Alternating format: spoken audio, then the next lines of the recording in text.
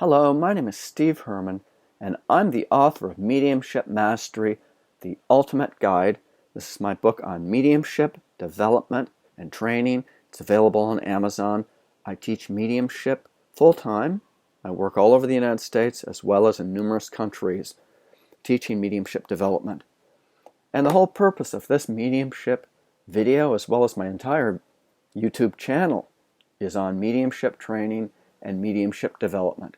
And that's really very, very, very important, because the more that we're able to open up to the spirit world, the better. Everybody has mediumistic abilities.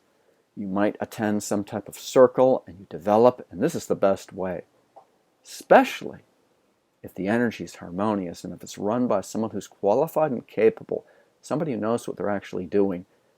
And that's when the spirit world can work with you and open you up. So people start to get in touch with their psychic abilities initially. They get in touch with their own clairsentience. They're able to sense and feel the energies around them. But they're also start to open up clairvoyantly. Clear vision, clear seeing, spiritual sight. They're able to discern the personalities in the world of the spirit and what the spirit people look like.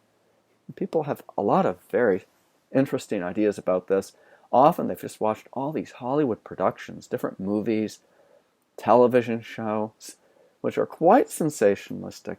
So often, I remember, this is years ago, I remember it was February 2000, I'd been doing some work out in the Bay Area in California. I was living in Massachusetts at the time. Anyway, I was on my United flight flying back to Massachusetts, back to the East Coast, and they had that movie, The Sixth Sense, on it. And they had like this giant screen, and I was sitting right in front of the screen. And you actually had to get your little earbuds, to be able to hear what was going on. And I really just didn't want to spend the $5 on it. And I'd read reviews. I hadn't seen the movie, but I'd read reviews about it, so I had an idea about it, that the plot, about the story. This little boy, and he was able to see dead people. So I watched this entire movie, The Sixth Sense, completely without sound. And I knew absolutely every single time when this kid was talking to somebody who was deceased. And do you know how I knew? Because every single time they had this kid talking to someone who was deceased, the individuals he was communicating with and talking to, they all were missing body parts. I mean, they all were pretty hideous. Of course, I've seen over the years thousands, literally thousands and thousands of spirit people. And if anything of them looked like that, I probably wouldn't be involved in this, because it would certainly flip me out. And of course, the spirit people, they look just like us, don't they? Of course, they don't have a physical body, but they're not going to present themselves in some type of scary manner. So, of course, when people do get into mediumistic development, and it's a bit different for different people, because we all have different gifts. But people have an idea sometimes, too, that they're going to see these very vivid depictions of the spirit personalities. Every little line on their face, completely 3D and vivid color, like a television, color TV. But many times when you start to open up to the spirit world, how do they present themselves? Sometimes it's almost like looking at a transparent form. The form has height, it has dimension to it, and you'll get a sense it's a male form. But it's very oftentimes it's transparent. It's almost like you can see through it. And there's a feeling that goes with that when you're tuning into the spirit world. Other times, they may present themselves, you'll see exactly what they're wearing, you'll see their features, and if they present themselves a certain way, it's because they want to draw attention to what they're presenting. If they're involved in a particular profession, well, they might wear a particular uniform or a particular garb, type of clothes that's related to what they did professionally. Or their economic status, just by looking at their garb, it indicates a lot about them. And of course, if they've got jewelry, they may be holding something which may say so much about things within their own physical life when they were here that they're trying to get across in terms of evidence, in terms of recognition. So it's really important to pay attention to things like this. But how they present themselves says so much about them.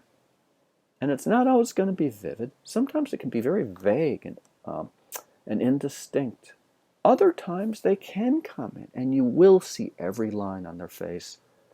They might show you their arm and you'll see the serial number that's tattooed for when they were a prisoner in the concentration camp during the Second World War under the control of the Nazis. They'll show you very distinct things this way.